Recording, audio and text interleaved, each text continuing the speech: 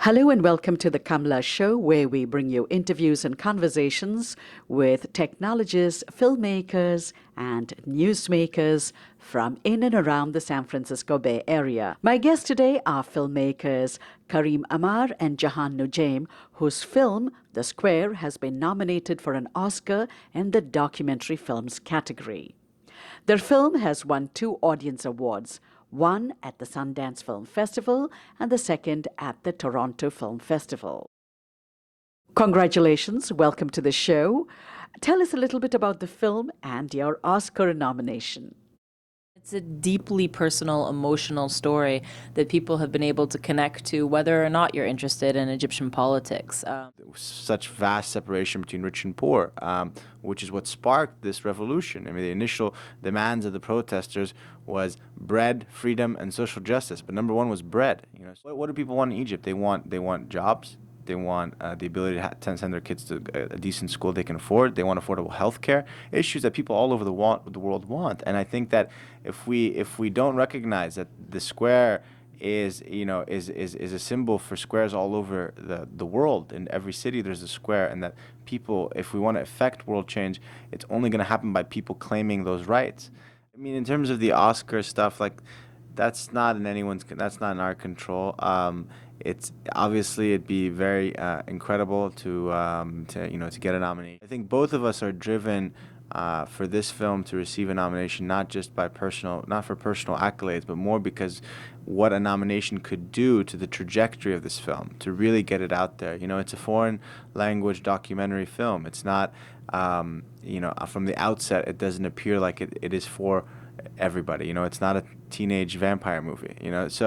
But that Academy stamp goes a long way and can allow for the film to have such a longevity. And we've shown it to high schools where kids have come up and said these kids felt so alive and connected to what they believed in, and it was so inspiring on such a deep level. So our hope was to make Ahmed into every high school student's sweetheart dream character.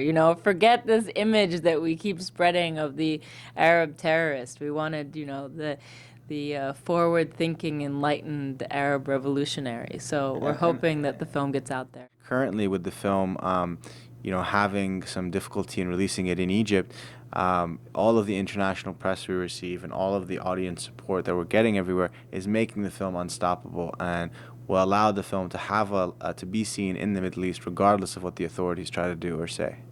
So cut to the film itself, The Square, which is the Tahrir Square, which was known as Liberation Square, because that's when the 1920s, the first revolution happened. Yeah. And then, we saw unfolding, sitting here in the comfort of our homes, we saw the unfolding of the revolution on TV. But you were actually in Davos when the first what is the word I would use, when the first tremor was felt. What were you doing in Davos in January of 2011, which is supposed to be the make or break here, economically speaking, as the British Prime Minister put it? I was invited to Davos about 3 weeks before, and I knew that there were I knew about the January 25th uprising. There was a lot of talk about it in the preceding months. I'd made a film in 2007 called Egypt, We Are Watching You, about 3 women that were fighting for political change in Egypt, and they were all going down on January 25th. So it was a huge decision I had to make, because I also knew that all the leadership of Egypt would be in Davos at that time. And so I knew that there would be a lot of cameras on the ground in the square marching on January 25th, and I wanted to be around the leadership while the country was exploding. But they didn't show up. As it turns out, they didn't show up. So it was a bad decision, and I quickly tried to get back as quickly as I could to Cairo and took the first plane back. What dates are we talking about? Well, the army had just come down to the street, so I think it was the 3rd of... No, I didn't get there until the 3rd of February. So there was a week's delay. Yeah, there was a week's delay. I was told by friends of mine that, I had left with all my equipment to film in Davos, right? I had left with all my equipment, and I called friends of mine who were on the street, and they said, all of your equipment is going to get confiscated. The only hope that you have of bringing equipment into the country is to stop and pick up equipment in the UK. So basically, I stopped and picked up 5Ds in the UK, 60D, and flew to Cairo. How many did you have? I had two. I got a 60D. No, the 5D came later. I only came in with one 60D, actually. I bought the 5D at a later point. What is interesting is you met all of them at the Maidan or Tahrir Square, all the actors in the film, the producer, you're the co-producer, so she met you at the square? We all met in the square. I mean, we were all there as protesters. There was no plan to make a film from our side. I mean, we were just there as protesters. Everyone was participating in their own way. The square had that kind of electrifying collective energy where everybody felt that this was a moment in history, and you had a choice to either be a participant or a bystander. And so once you got into that square, you got swept into it, and you were trying to help and support in any way you can. I think what happened to all of us is that after Mubarak left, the cameras left, the world's attention shifted, the nuclear meltdown happened in Japan, and it was over, But the reality in Egypt continued. And very quickly we saw that, what had appeared to be a victory was just the beginning. We were just in the introduction of a long novel that's going to take years to finish writing. Is it a novel or a saga? Because it's still incomplete. It's right? an epic. It's an epic, and it's an epic, and it's the quintessential fight for the people versus the power structure, which is an ancient fight that's been happening since the beginning of time. However, what's happening in Egypt, Egypt's really at the epicenter of so many of the world's problems. It's at the center of a social crisis with gender issues. It's at the center of an economic crisis with such vast separation between rich and poor, which is what sparked this revolution. Initial demands of the protesters was bread, freedom, and social justice. But number one was bread. Economic inequality is at the core of what's pushing people in Egypt, it's so the basic fundamental needs are not being met. No, even on food, because you mentioned bread. So yeah, food is not being met. Food's not being met properly. The hope and aspirations of young people is not being fed properly. The environmental disasters are being felt everywhere. You see it in the water that you drink. You see it in your paycheck, in the pollution. So Egypt's really at the epicenter of many of the world's issues. You know what I mean? And so Tahrir Square for the Arab world especially, but also for the entire world, because what do people want in Egypt? They want jobs. They want the ability to send their kids to a decent school they can afford. They want affordable health care, issues that people all over the world want. And I think that if we don't recognize that the square is a symbol for squares all over the world. In every city there's a square, and that people, if we want to affect world change, it's only going to happen by people claiming those rights. Then we're failing to understand that what's happening before us is a paradigm shift. It's a shift of consciousness. You're talking about paradigm shift, and today's news, I don't know if you had a minute to see it, is Russia and Egypt are back negotiating.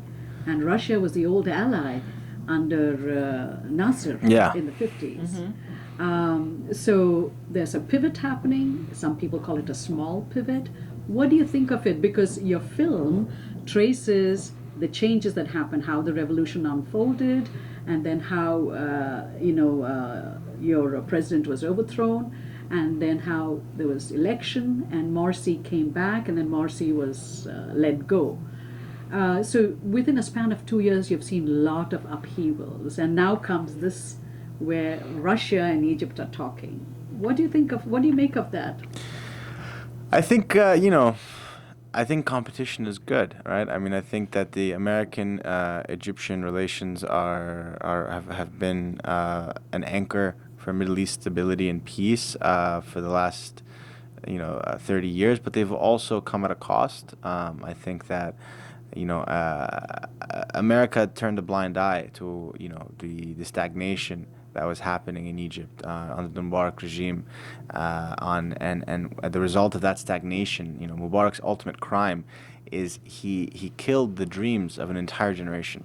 He broke the dignity of the Egyptian, and made the Egyptian feel completely out of power, and having no control over their destiny, and that was the narrative. And I think that what's happened in Tahrir Square is the young people challenged that narrative and said, no, we are not going to live in this country where, regardless of how you were born, you will die the same way you were born, and only the corrupt get away. We will change that narrative, and we will write a new narrative. And I think that that's part of this, change of the social contract. So what that people in Egypt are doing, that young people in Russia are doing, fighting, the fascist attacks on gay rights. The young people in Russia are behind bars. They are behind bars, and that's a part of the process, And the young black people in this country, when they started stepping up, in the 50s and 60s, also were in bars, and many were brutally killed.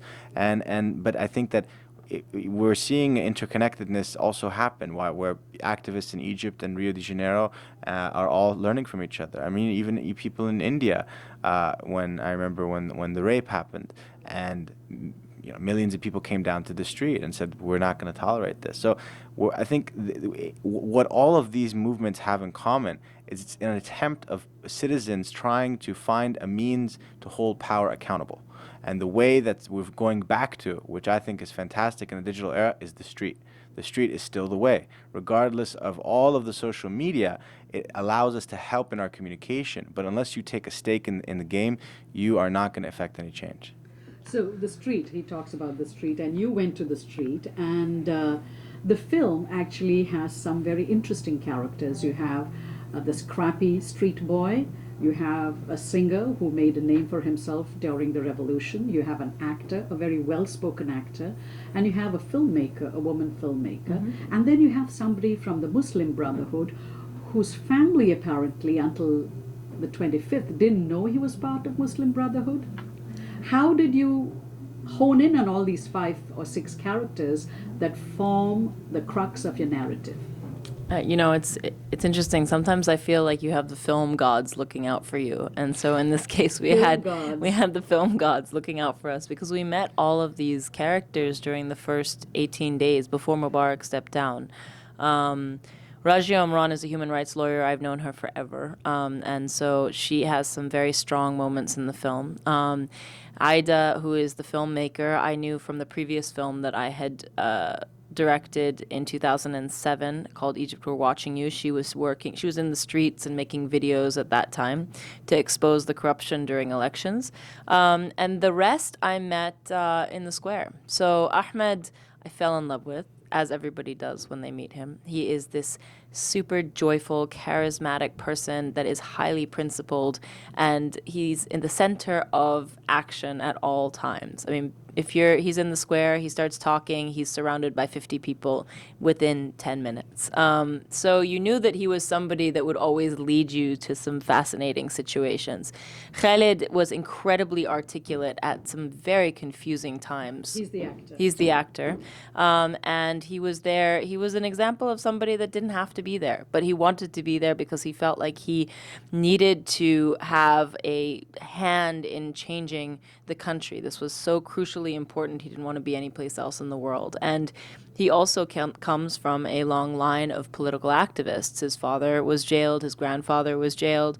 But what's interesting when you follow him through the film is that I think at the beginning he is down as a member of his family in a way, continuing their fight. By the end of the film, you see that it's really become his fight. And he actually started some kind of a film collective, which has become one of the largest to-go places on YouTube. Yes, Khalid, along with Aida and along with a collective of people, started Musirin, which at the height of some of the battles became the highest watched YouTube channel in the world. Musirin non-profit means determination. Adamant. Oh, adamant. Adamant, okay. yeah. And so you guys were adamant. You stayed there for close to 2 years, and then almost 3 years actually. 3 years. Earlier this year, you showed you showed one version of the film that won the Audience Award, and then you go back to the field again. Oh, so is this film going to end? Yes. No, I mean, it became a much more interesting on our way to Sundance. The first time we really allowed it to end was basically when Morsi was elected, because it made sense. It was a political story from the bringing down of a president to the election of a new president. And Karim always said, I've never been happier to see a president be elected that I didn't want, because it was actually, the first, free-ish elections in Egypt. Since when? I mean, ever. No, well, 70s? Was there a free election in the 70s? No? No. I mean, Egypt is the land of the pharaohs, right? I mean, this is the epicenter of the centralized state, and I mean, I think that's what was the paradigm shift that happened in January in that square. Was in the land of the pharaohs, where you had only had two choices: you either had a military god or a religious god rule you. People came down and said, they rechecked the system. They said, we the people have the power, And what was incredible about it was that it wasn't a political leadership that strove that. It wasn't even an organized situation. It was critical mass that had formed by individuals who didn't even know that there were other people like them, and found each other in that square. And it really reshook things, because it showed that if you get enough people in the streets, you can shut down the entire government. You can't use brutality against an entire population. So You can't use brutality, but there's one scene in the film where you show a body being dragged to the dumpster, and I believe that scene was shot by Khalid's then fiancée. Mm-hmm. Yeah. Well, the battle basically became a battle of the narratives. So you couldn't, the army couldn't necessarily come down and wipe out a population anymore. You can't really do that in any country in the world without being, creating grave alarm. But what you can do is you can create narratives, you can create stories, and try and destroy the reputation of some, disrepute others, and to falsify history. But at the same, and that's always been a common tool by the state. But in today's era, with the affordable technology of cameras, young people now feel empowered to be able to capture history as it's unfolding and challenge the narrative. And that's what keeps us optimistic about the future of Egypt. And what was incredible about that scene, actually, is that, I was down in the street, really around the corner from that body being dragged, and Karim was in the square around that time, and Cressida was up in the balcony, and she filmed this body being dragged and thrown into the dumpster, and then the footage was uploaded immediately onto YouTube, onto Musserine, and then picked up by a lot of international news stations. So it was seen very widely. And literally 2 hours later, the square was filled with people that came down and said, "Not in my name," because people had seen this image of the body being dragged and basically said, "We will not put up with this happening in our country." It was an incredible outpouring of people who were just refusing to see this kind of brutality take place in the country. And so you could see how that could happen just after the uploading of one image, one person taking a shot, uploading it, and then causing this massive reaction. This is something very interesting that he talked about, the battle of the narratives. And I'm thinking, as I was watching the film, I see Abdullah and his team actually doing Final Cut Pro. They are editing on Final Cut Pro. I didn't know that they were uploading it to YouTube then. But I was wondering whether you had some kind of feedback, because you got to see these videos being edited and uploaded and people, watching them, and whether that in turn informed your narrative as you were shooting. Mm-hmm. Did it in any way inform your narrative? Did it push you to go to places that you wouldn't have gone, even within the square? I think it was this interest. Do you know what I'm saying? It's a film within a film kind of a thing. Right. Well, I think we were both shooting the longer story that we knew that we would get out there eventually as a film, and there's a place for that and a purpose for that, which is really kind of understanding. What you get on the news is you get the bloodiest battle, the election, the Million-Man March, but you don't really understand the human stories behind them or what leads you there. And that's what a sort of long-form narrative film documentary film can do by following characters and the emotional motivations of people, right? At the same time, we were also filming, we weren't precious with our footage because anything that we could be filming at any time could be used for evidence.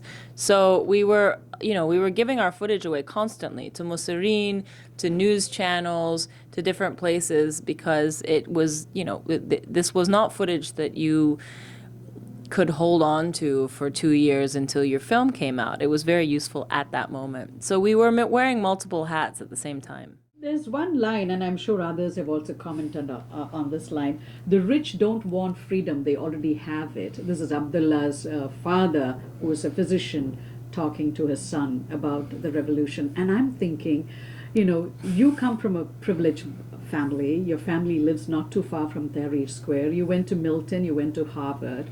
What draws you into this kind of narrative where you're actually filming this on the street, you're sleeping in the square, you went to jail for 36 hours, you were searched. What draws you to make films like this? Well, Karim, that's one of Karim and my favorite lines of the film, actually. And many people asked us this in the square. And I think that, my mother marched on Washington. I come from a family that has stood up for rights of people, and it's deeply ingrained in me. She's from here? She's from the U.S., yeah. Okay. I feel similar to, I think, how Khaled and many people who do come from privileged backgrounds feel. We didn't want to have kids in this country that was so corrupt, where there was absolutely, there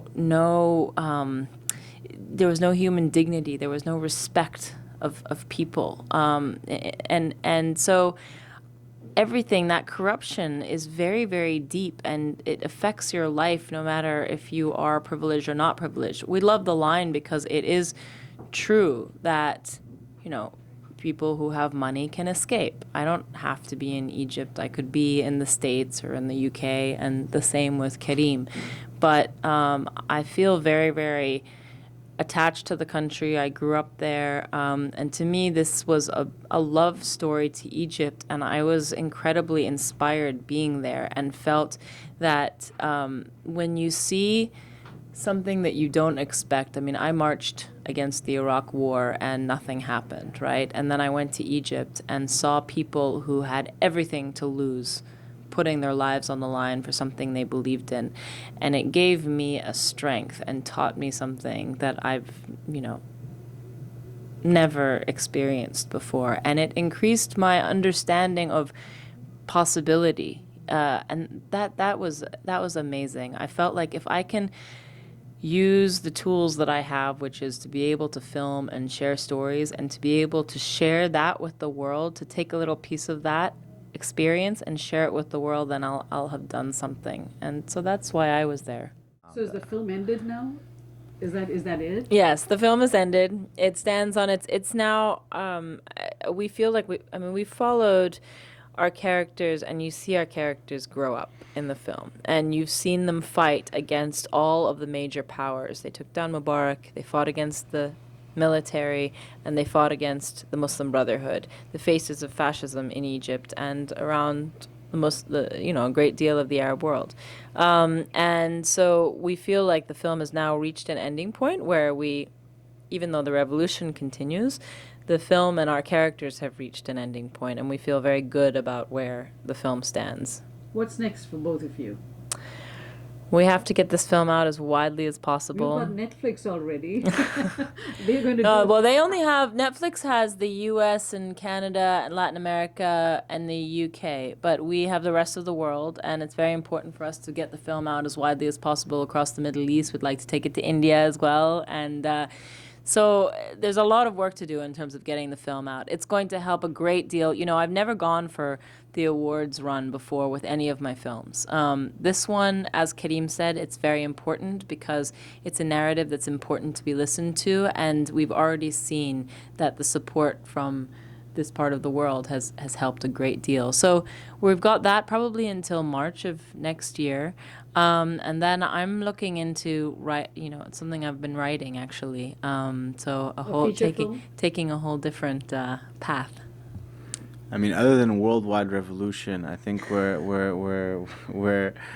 just we're helping. I mean, we feel a very high responsibility with this project. This is a document of history, and we need to just make sure it reaches the shore properly, it gets out there properly. So there's still more to come in that space, and we'll see what comes next. I mean, we have 1,600 hours of footage. So there's a lot more stories.